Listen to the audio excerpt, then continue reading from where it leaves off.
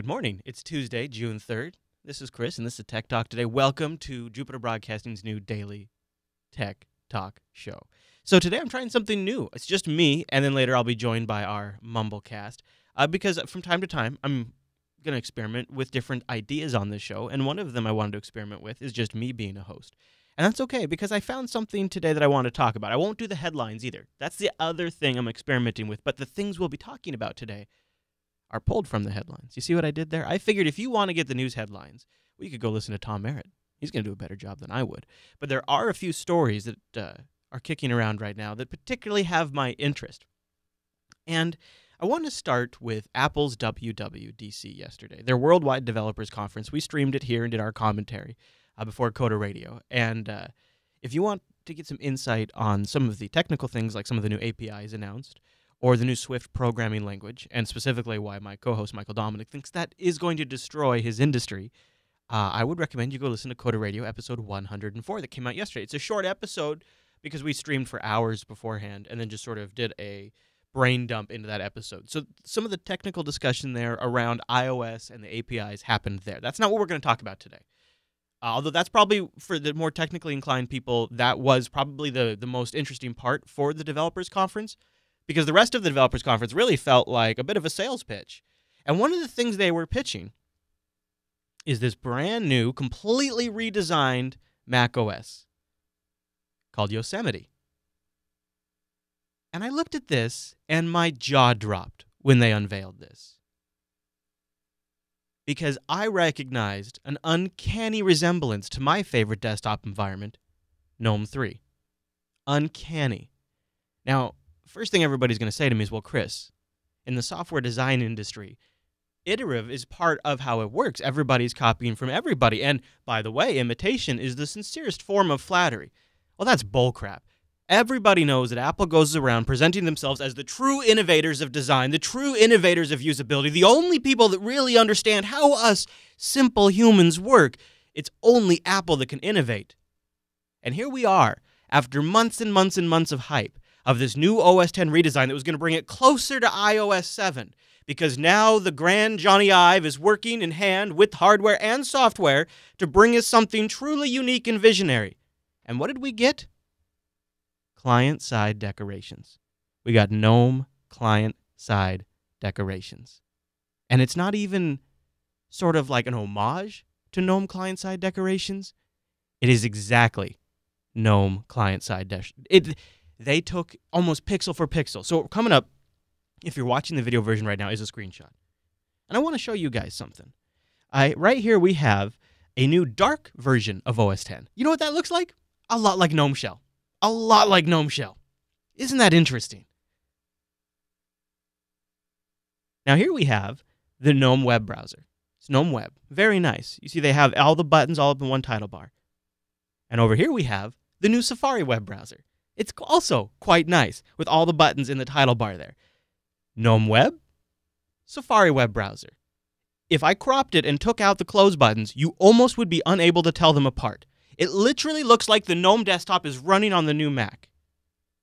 So what the hell does this mean? Is this an acknowledgement of the Gnome team's design philosophy? Does this mean they got it right? Does this mean Apple was just square out of ideas? I don't know exactly. Here's Capey in our chat room. Capi, sorry man if I'm getting that wrong. Here's his Gnome desktop. Look at that. Tell me that doesn't look like the new OS X. Incredible. I mean, it literally like look at that Maps app. It is incredible. It is almost a one-to-one. So let's talk about this for a second. Is this an acknowledgement that the Gnome project was right? And there's been a big discussion in the Linux community if these client-side decorations are a bad thing. But when you look at it, obviously Apple's going off, in a sense, going in the same direction. Now, it's potentially possible they arrived at the same design on their own, which could just mean it's a really good idea. It's also possible it's a direct copy. Now, is that a bad thing? I suggest it might be, because what I'm concerned about is the reality that there are way more Mac users than there are Linux desktop users, way more Mac users on the desktop. and more people coming to Mac than they are coming to Linux. The volumes are just higher as a ratio of people switching to Mac than people switching to Linux. Will people now look at the Linux desktop and say, oh, look, that's cute. They've copied the Mac. Isn't that quaint? Oh, look at Linux, once again, copying the Mac.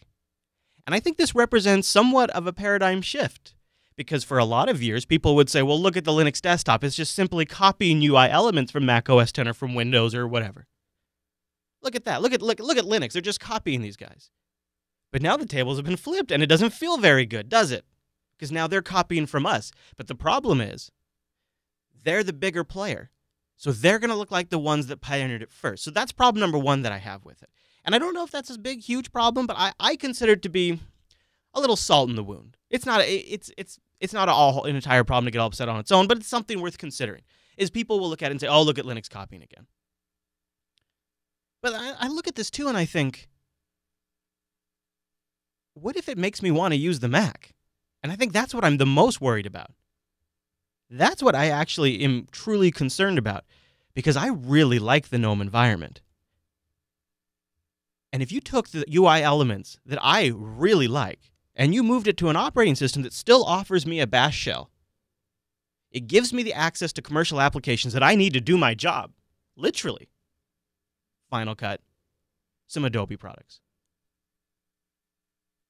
The hardware's pretty good, although expensive. I don't know. I'm a little worried that I'm going to look at this and go, oh, well, I'm a busy guy. I've got a lot on my mind. I got a lot of things I need to do. If I could have one machine where I could do work and play, and it already kind of looks like the desktop environment I know and love already, plus I get a little bit extra because I know I've got a warranty, etc. You know how you can self-rationalize. I don't know what the scenario would be, but you could see when you're trying to convince yourself to get something new, you could totally understand the process I might go through. When I'm looking at this and going, gosh, it's already kind of like what I already enjoy. And I think maybe that's why I'm a little upset.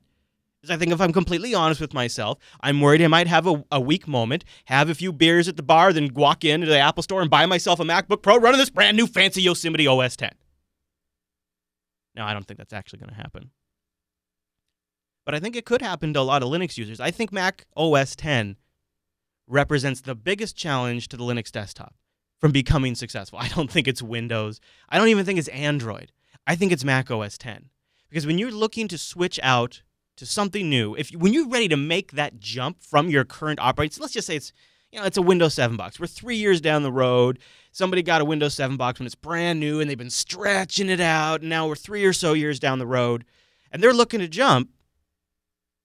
Now, they've heard of Linux by this point. Because remember, we're a little bit down the road now. They've heard of Linux. They know about this Ubuntu thing. They're watching How To Linux. It's been on the air for years, and they love it.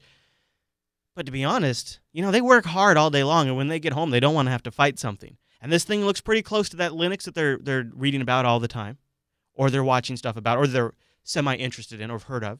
They look at this and go, I like Linux a lot, but I could just run it in a VM. I get this. It looks a lot like Linux. I got a Unix underpinning. I get some decent hardware, and I could run it in a VM. And in a way, I actually worry more about this new design taking more Linux desktop users than if they had boned it really bad. Like I was planning on Apple to really screw this thing up. I'll be honest. I really thought they were going to go and just make this thing look like an iPhone. And it was going to be embarrassing. And I'm not saying what they've struck is some sort of amazing, unbelievable, immaculate Johnny Ive design. But I'm saying it's pretty good. And I like that. I don't know if I like all the translucency and all that kind of gimmicky stuff, but I like the general client-side decoration look. I think that's slick. I think integrating across the OS, if they could do it uniformly, maybe a little more successfully than they can do on the GNOME desktop, because on the GNOME desktop, right, they're really only getting their own apps to use client-side decoration. But on the Mac, man, they've got that Apple iron fist where they hit developers right in the face. You, developer, update your application, submit it to the App Store. If you don't, we will never feature you. So they have this leverage of the App Store to get people to sort of follow their new UI interest, whatever it is, the flavor, maybe it's brushed metal, maybe it's leather and wood, stitching. They get these developers to follow along because they've got that leverage of that App Store. They go, oh, you want to get featured? Well, you got to look like the rest of the team. You got to follow what our vision is if you want us to feature you, because otherwise you just get lost in the crappy App Store that has horrible search. So Apple has this leverage to get the rest of the desktop on board with this new look much, much, much, much faster than any Linux desktop distribution or desktop environment or company has. This is uniquely Apple's position here. So when they decide to sort of rip off the GNOME desktop look, they're going to actually be able to roll it out and execute it in a lot of ways faster than GNOME could itself, because it's up to the file roller developer to take on client-side decorations or Firefox or whatever, right? But on Apple, they're going to ship all of the Mac apps out of the box with this new theme. And then they're going to have this lever of the App Store to get as many third-party developers to reskin their applications to match this. It's going to be a pretty compelling offering. So I would be really curious. What's GNOME's response now? I mean, I think right now we're already seeing on like G+ and stuff, I've seen some of the GNOME developers hashtag flattered, and imitation is the sincerest form. And I have seen some very tongue-in-cheek, very good-sported responses from the GNOME developers so far on G+. I don't know what everybody's response is, but that's what I've seen on G+. But will they take some of what Apple is doing and incorporate some of that and sort of like, all right, Apple, well, you're copying us. Well, now we're going to lap you. Is this an opportunity for the GNOME folks to lap?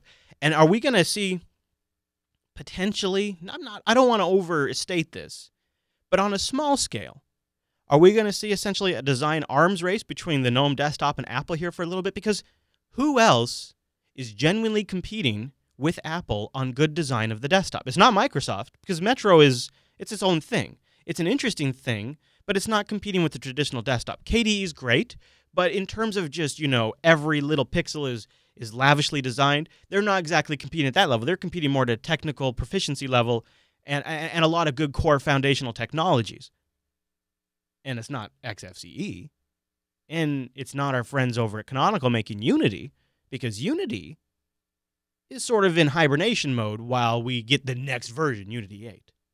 So really, in terms of out of all commercial and non-commercial platform shipping, isn't it really just GNOME that's competing with Apple in terms of design? So doesn't it almost in some ways make sense that Apple would have looked to them to copy? And does it then make sense that GNOME will respond and say, I see what you've done with our ideas, we're going to iterate on that. Now, are we going to have a back and forth here?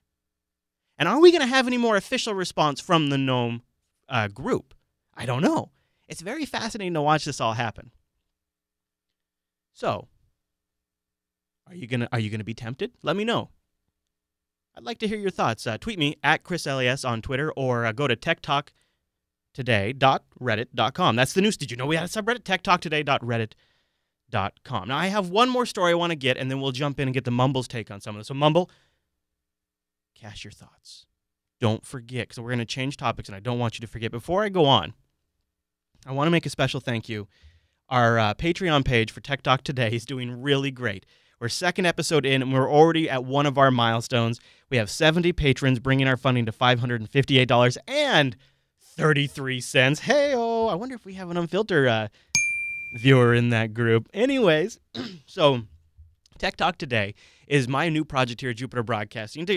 What I'm doing is I'm establishing a routine here at JB1. I arrive in the morning, and you join me. I arrive at work, we get on air, we talk. That's what Tech Talk Today is. We talk about the tech topics that I find interesting, that I think you will find interesting, that I think have some room to explore. So as I arrive at work, you join me. We go through those for a little bit every single morning, live, 9 a.m. Pacific, noon Eastern over at jblive.tv. It goes out for download, so you can get it on your commute later every single day, Monday through Thursday. Friday, I got some business I got to take care of, so I can't go on air. I got business, you guys.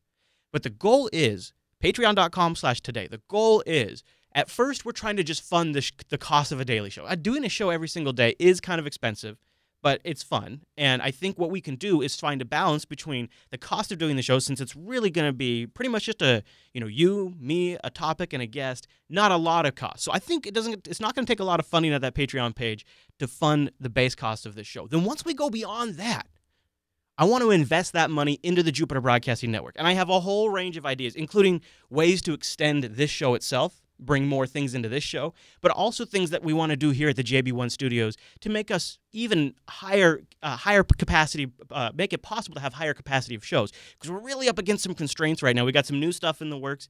How to Linux. It's more ambitious than anything we have ever done. And so it's extremely exciting and extremely terrifying. And it shows you where our limits are at. and it's helped us identify what we need to do to improve those. So as we bring out new projects, we have new things we learn, because it's a lot of times the first time we've ever done this.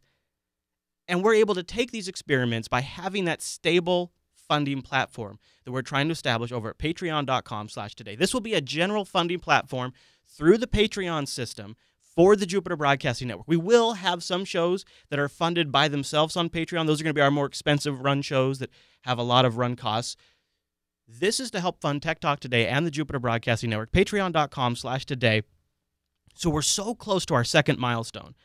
So what I decided to do, this is really a grand experiment, this show, and I said if we get to $600 in funding per month, then we're getting really close to just this daily show funding itself. It's not quite there, but we're at the halfway mark of the daily show funding itself when we get to our next milestone. It would be awesome, you guys, awesome, to get to that second milestone in the first week of Tech Talk Today. And we're really close. That's $600, that second milestone, and we're at $558 in Patreon funding. So I think we might be able to get to it in our first week. If you go to patreon.com/today and sign up, the base price is $3. You can specify any price, higher or lower, depending on how much you want to contribute to the network or to the show. We have some preset pledge amounts that kind of give you an idea of what the different dollar amounts will go to, and we have all that there, including we only have 45 slots left of this one, the Swag Club.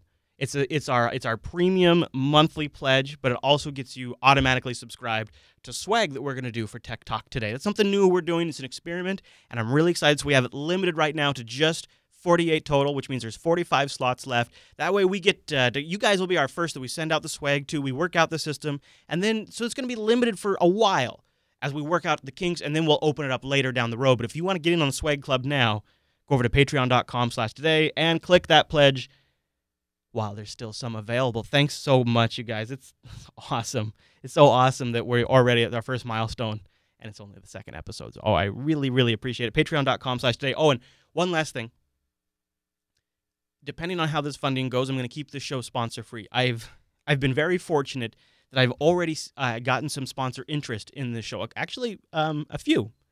And so that's really exciting, and I really, I'm super comfortable taking sponsorships, but I also think we could experiment with keeping the show sponsor-free depending on that Patreon funding, and that's all outlined in the milestones. All right, shifting gears, last discussion topic of the day. I know, you guys, you're going to roll your eyes a little bit, but I wanted to talk about Bitcoin, and guess what? It's a little related to our Apple story. Apple has announced that they will be rolling out Bitcoin. They're going to allow Bitcoin apps to come back into the App Store. So if you're not familiar with what happened, there's some Bitcoin apps in there now, mostly price checkers. A lot of the wallet apps were getting kicked out of the App Store, especially anything that lets you send Bitcoins. And this hasn't been a problem on Android, but on iPhone, people got really upset. People were smashing their iPhones. You can look up, go to YouTube, Bitcoin, iPhone smash. There's a whole series of people that were just destroying their iPhones over this because people are so pissed they couldn't use Bitcoin apps on iOS. So what Apple has done is they've revised their developer guidelines as probably part of the WWDC shenanigans. And in there they say as long as your app is following the laws in the areas that app is being used, you can transmit approved virtual currencies. Now, we don't really know what an approved virtual currency is. We believe it's Apple who approves these virtual currencies, and we assume that means that everything's approved until they say it's not, so people are going to experiment with that. But the result is, I don't know if you guys have been watching this, but you remember Bitcoin had a big bubble that popped earlier. Well, guess what? Guess who's back? You can't keep it down.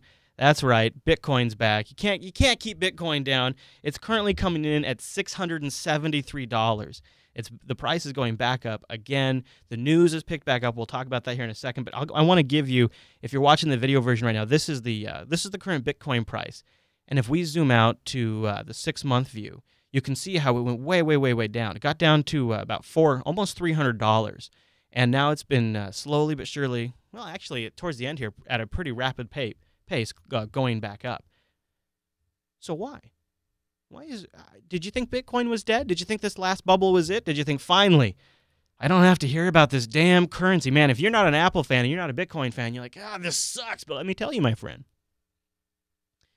maybe time to reframe the way you think about Bitcoin, because it seems to be one of these things that just keeps coming back. However, every time it comes back, that price stays a little bit higher. So we never really got below $400 this time. And now it's almost back up to $700. And it's happening fast again. Are we going to watch another Bitcoin bubble? Or is it going to stay this time? Who knows? How could you? There's no way to tell. But something huge happened. Something that to me indicates this thing might be sticking around. I don't know if you heard the news, but Dish Networks, yeah, the TV satellite company, Dish Networks, yeah, those guys, they've announced they're going to start allowing you to pay for your Dish bill and your Dish TV service with Bitcoin. And Overstock.com, which recently rolled out Bitcoin, has announced that their trials have been extremely successful and very profitable. So this is getting kind of crazy. These people are adopting Bitcoin, and it's actually working out. And is that why the price is going up? Because we're seeing success stories of people adopting Bitcoin? I mean, imagine the JB1 Studios with TV service installed and monthly that I never actually paid cash for. That blows my mind. I could buy TV service and pay for TV service. I could set a couple of Bitcoins aside and probably pay for 2 years of TV service. What? This seems huge to me. And this is just one of the stories that has happened recently. So it's interesting to watch Bitcoin come back again and again and again. You just cannot keep Bitcoin down. And I think it's because it offers some inherently interesting properties. Primarily, it's internet money. I mean, it is. The one thing I will say about it is I've worked with contractors all over the world through internet, mostly using PayPal, like 80, 90% of the time, sometimes Dawala, some other things, right? And we've taken money from sponsors and donations and all these kind of things to the network. And none of it is as easy as Bitcoin.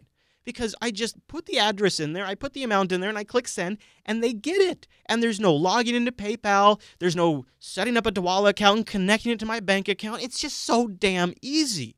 It's ridiculous. And Coinbase makes it crazy simple, and they're working their asses off to get the security right with two-factor authentication and device preferences. And I mean, it is truly becoming a smooth, slick, consumer, and safe experience. Now, is anything truly safe? Who knows? But I'm really impressed. It's like Bitcoin is shrugging off the shame of Mount Gox. The stench of Mark and Mount Gox is gone now. And it's sort of like rising from the fire. And the people who actually have their crap together, like Bitstamp, who just had a third-party audit, or Coinbase, these people are remaining the pillars, or BitPay or BitInstant. They're remaining the pillars of actual responsibility and remain standouts, which is interesting because you could call it years ago. You could look at these guys as they were coming and be like, these are the guys to watch.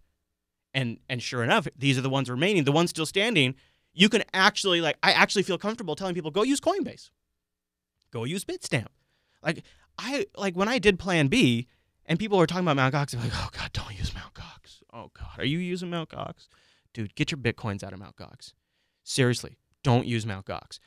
Oh yeah. Oh yeah. You're using BTCE. Oh, I don't know, man. Those guys feel a little shady. That would be the conversation 6 months ago. Now it's like somebody comes to me, yeah, I'm thinking about taking Bitcoin from my podcast. I'm like, oh, are you using Coinbase? Good. Yeah, that should work good. You can get their button. Yeah, just make sure you set up two-factor authentication. And also, if there's an option where if they detect you're coming from a new device, they'll also do an email check. Turn those things on so you have your security. Make sure you get a good password, and you should be okay. And that's a complete change. So I think that's playing into the price of Bitcoin. I think that's helping Bitcoin get up there. I think, like I said, the drop of the stench of Mt. Gox is also helping, that we're moving away. Bitcoin's taking a shower. It combed its hair. It put a jacket on. Dish came out, took it to dinner, said, I'd like to have a little evening with you. They went back, capitulated. Boom, there you go. Now Dish is taking Bitcoins. To me, this is huge, and I think it's going to be interesting to chronicle Bitcoin. I won't overdo it on this show because I know some of you couldn't give a rat's ass. That just means you're uninformed and you don't understand, but that's fine. I won't hold it against you. I kid. But I am going to talk about it a little bit because, damn, it fascinates me.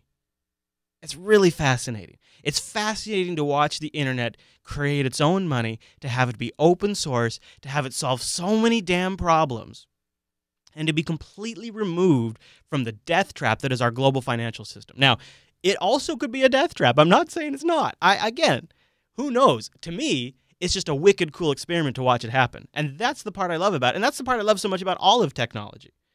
Good thing we have a show where we can talk about it. So why don't we do this? Speaking of talking about it, before we get out of here, I want to jump up here to the Mumble Room, say hi to the Mumble Room. So, guys, did you have any thoughts on that whole Mac OS X? I did. Yeah, go ahead.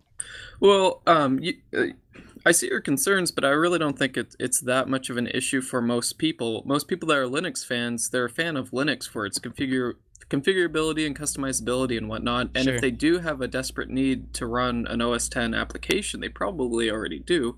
For the average user, it doesn't matter so much to me. I'm willing to save my pennies until I can buy something like this Ultra Pro. But for most people, price is king, and they already have their cell phone that does 99% of the stuff they need. So having another computer, they're typically going to buy something Windows because it's cheap. Yeah. So for or those Chromebooks.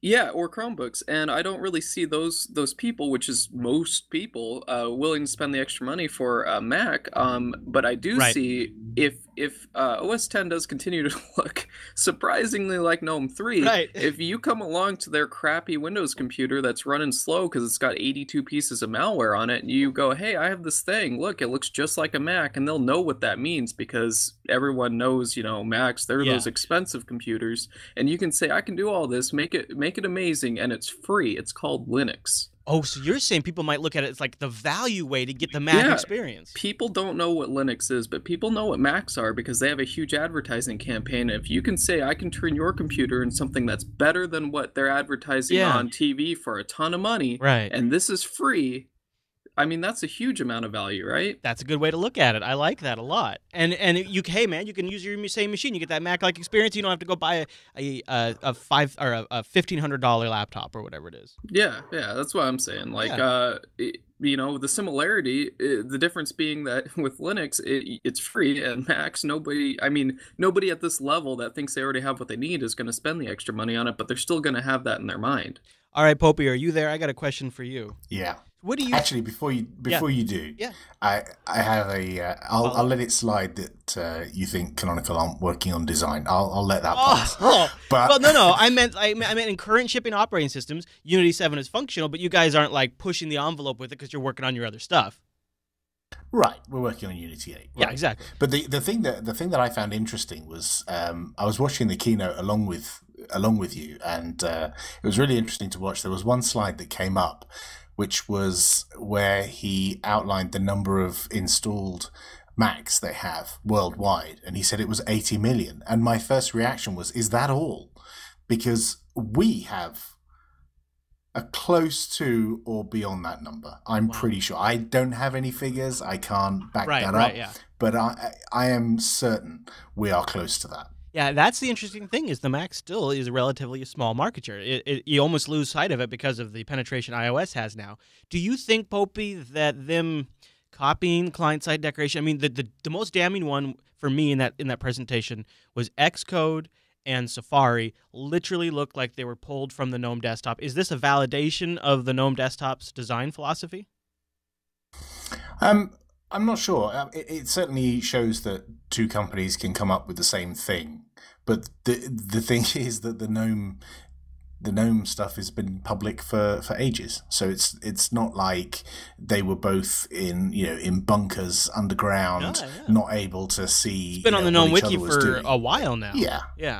So I don't buy that Apple weren't looking around. It's.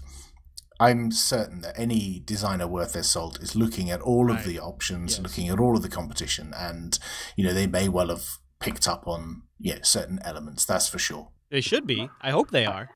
My only issue with this whole thing is Apple being Apple. I'm just worried about they're going to go after the patent for the UI change and them attacking anybody who starts using it again. So if GNOME 3 tries to use it, I guess it's under GPL, right? I don't think they will.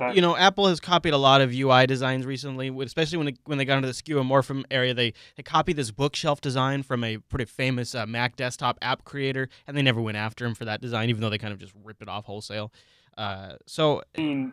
Look at their track record, though. They did try to sue somebody over the way an image loads on a web page. That's true, and they actually have also sent down cease and desist to some Linux theming sites that host some Mac OS X themes. They've had their lawyers contact them and ask them to pull them down in the past from like KDE Look and Gnome Look and stuff.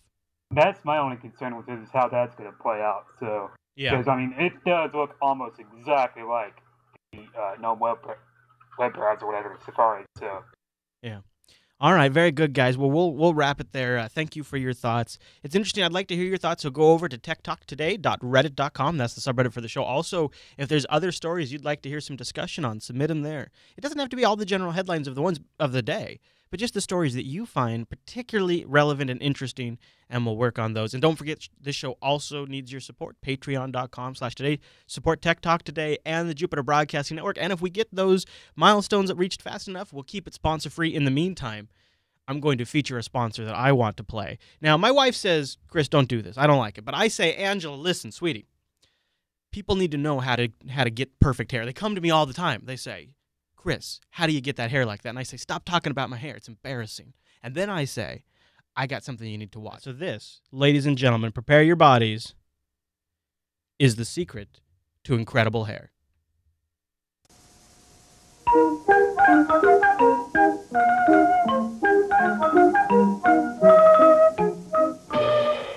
Oops. Now there's a happy accident. An accident that could lead to opportunity. But then he had to take off his hat. And uh-oh, poor guy. Dry, lifeless hair can take the fun out of your life, but you can put it back with Brill Cream. With Brill Cream, a little dabble'll do you. Watch Brill Cream put life in dry hair and fun back into your life. Brill Cream gives your hair that look the ladies love. Excitingly clean, disturbingly healthy, so masculine. Watch. Brill Cream, a little dabble do ya? Brill Cream, you look so debonair. Brill Cream, the gals will all pursue ya. They'll love to get their fingers in your hair. Use Brill Cream and put life in your hair.